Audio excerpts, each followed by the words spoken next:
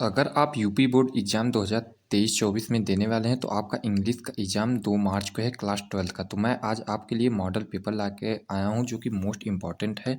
इससे पहले मैंने 5 मॉडल पेपर सॉल्व करा दिए हैं। तो पहले आपका रहता है सेक्शन ए रीडिंग पोर्शन, जिसमें आपको जो है पैराग्राफ दिया रहेगा। आपको बड़ा सा पैराग्राफ दिया जाएगा जिसमें 20 से 25 लाइन लिखा रहेगा और नीचे जो है आपको 5 से 6 क्वेश्चन दिए जाएंगे, जिसका आंसर आपको जो है पैराग्राफ में से ढूंढ कर लिखना रहेगा।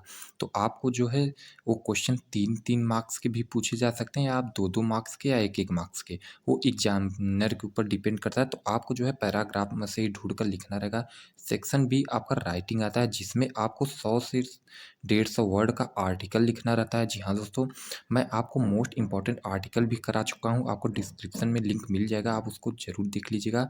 तो आपको जो है सेक्शन बी राइटिंग में 2 क्वेश्चन पूछे जाएंगे। आपको एक लेटर राइटिंग लिखना रहेगा और एक जो है आपको आर्टिकल लिखना रहेगा। यानी कि आपको जो है कुल 20 मार्क्स के जो है क्वेश्चन पूछे जाएंगे सेक्शन बी राइटिंग से। तो आपको एक लेटर राइटिंग और आर्टिकल लिखना रहेगा, जिसमें आपको 100 से लेकर 150 वर्ड का जो है आंसर लिखना रहेगा। आपका सेक्शन सी आता है ग्रामर। जी हाँ दोस्तों, जिसमें आपको जो है आइडम फ्रेज या फ्रेजल वर्ड्स जैसे क्वेश्चन पूछे जाते हैं। तो मैंने यहाँ पर कुछ क्वेश्चन दिए हैं, साथ ही उसका आंसर भी दिया है। इसमें आपको जो है सिनोनिम्स, एंटोनिम्स ये सब पूछे जाते हैं। तो आप इसको ज़रूर तैयार कर लीजिएगा, क्योंकि आपका सेक्शन सी जो ग्रामर रहता है वो भी मोस्ट इम्पॉर्टेंट रहता है, क्योंकि इसी में आपका इनडायरेक्ट, डायरेक्ट ये सब स्पीच जो है इसी में पूछे जाते हैं। इरर वर्ड, इस सभी को जो है आपको इसी में मिल जाएगा।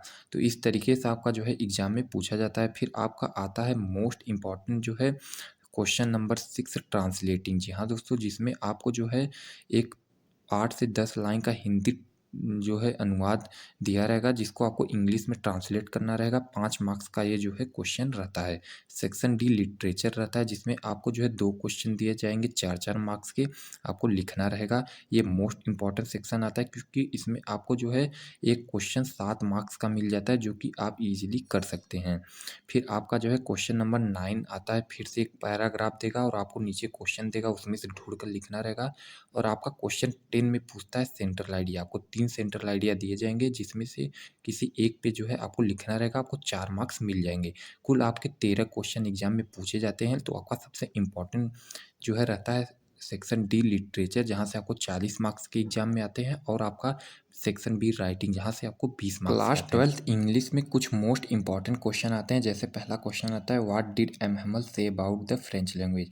एम हेमल ने फ्रेंच लैंग्वेज के बारे में क्या कहा। तो फ्रेंच के बारे में हेमल ने यही कहा था कि ये दुनिया की एक बहुत ही सुंदर लैंग्वेज है और ये most clearest and logical language है। तो आपको इसी को जो है 5-6 लाइन में लिख देना है। Hamel said that French is the most beautiful language in the world. He said that it was the clearest and most logical language in the world. आप इतना लिख देंगे, आपको 4 मार्क्स मिल जाएगा। ये लगातार 3 साल से पूछा जा रहा है, तो मोस्ट इंपॉर्टेंट क्वेश्चन है। चलिए मैं आपको आज का दूसरा मोस्ट इंपॉर्टेंट क्वेश्चन करा देता हूँ। तो हर साल एग्जाम में ये भी पूछा जाता है कि who did M Hamel blame for the ignorance study and why. पढ़ाई में अज्ञानता के लिए एम हेमल ने किसे दोषी ठहराया और क्यों।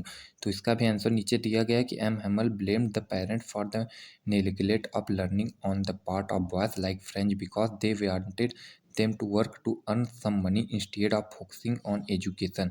जी हाँ दोस्तों, उन्होंने उनके पेरेंट्स को जो है दोषी ठहराया कि वो उनको पढ़ाई पर ध्यान न देकर उनसे जो है फेरी का काम करवाते थे, रैग पिकर्स बिनने का काम करवाते थे। तो उनके पेरेंट्स को जो है दोषी ठहराया था।